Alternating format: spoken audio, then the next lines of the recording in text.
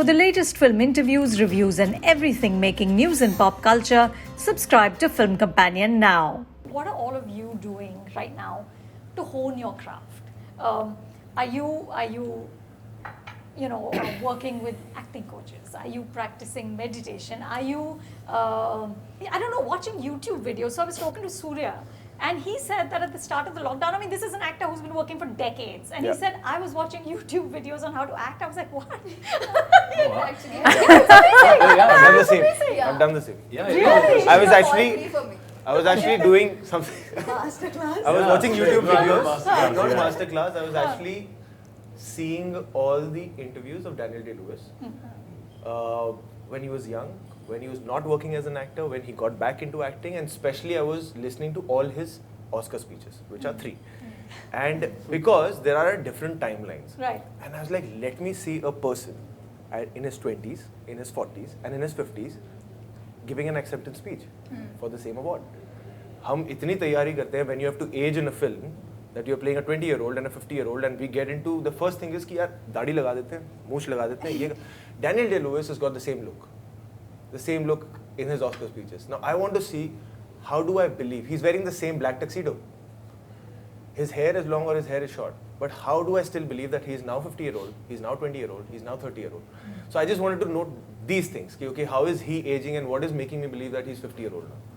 But when we get a script and if I get the same monologue, what he's giving a speech, and if I have to perform, there'll be many extra things which I have to prove it to you that I'm 55-year-old and not 30-year-old.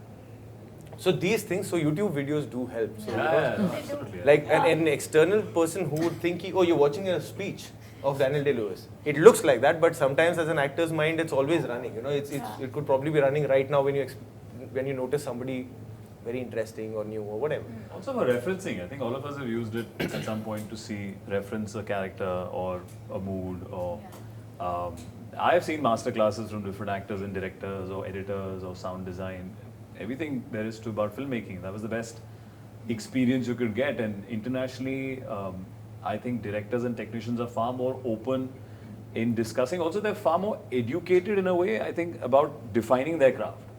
Over here, if you ask a technician, he will probably not break it down as easily as, when you see Ron Howard, say, talking about editing or sound design, or James Cameron discussing, there's a video of him breaking down Terminator, why he put that shot, why is it in high speed, why does he have a long lens, why did he want the character to look that.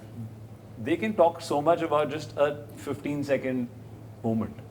I have not seen our Indian, directors or technicians to give out that time, or possibly I'm sure they're passionate about their craft, but to break it down for a student of cinema.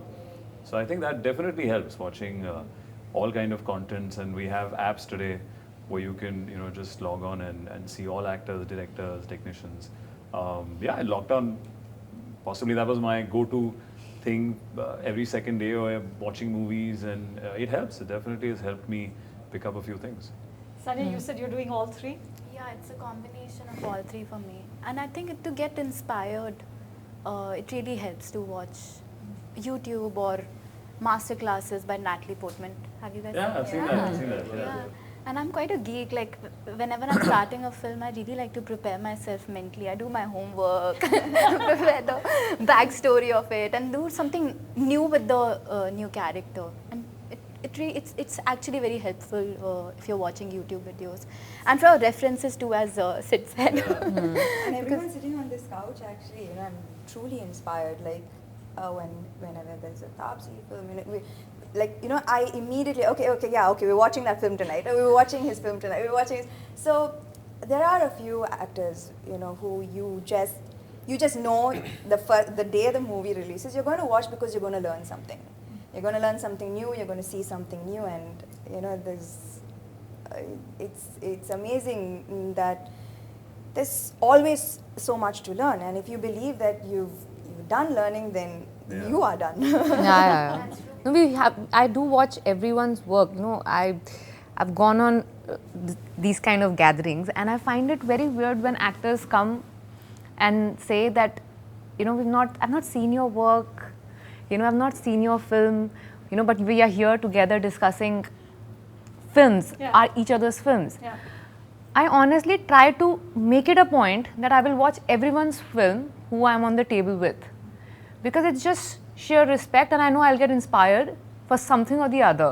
And when I watch anyone's film, that film might work, might not work, but there'll surely be something in it that will trigger something in me. Maybe what I should do, or maybe what I should not do. You know, maybe that Yeah, sometimes. sometimes, yeah. Yeah. Sometimes, you know, that just So doesn't- either way, but I will learn something for sure. Yeah. So that ways, and I think living out of a delusional bubble is something that I practice to better my craft. Purposeful practice. Yeah. Yeah. So I make sure I cut all these boundaries that, or rather make boundaries in a certain direction and leave it open on the other side, that I am living life in real. I don't have these guards protecting me from, you know, the reality of life because you're a public figure. So there are a lot of these arms, so to say, that we get when we become a public figure. I try to deliberately stay away. So I can look at life with no filters, with very clear lens, to observe people in real, to observe and feel moments in real. Yeah. So just live. I'll see something while I'm, today I was coming, so I was at the airport. I had not a single staff member, no bodyguard, just that mask to protect me. And I was just sitting there waiting for boarding and just looking at people around. There was someone fighting, there's someone just taking care of the baby, just looking at them. That really helps me see life in real, if ever I need to perform that on screen. So I try to learn that Observe way. it. Yeah. Yeah. I often wonder that when people get really famous, how would they really prepare if they have to? Like they'll have to wear like prosthetics to like work at somewhere, right? Work Like at a tea stall. you'll literally have to put like fake eyebrows, put like a nose, like stuff like what KK did in the Satyajit Then you watch Ray. YouTube videos. Then you watch YouTube. When you get really famous.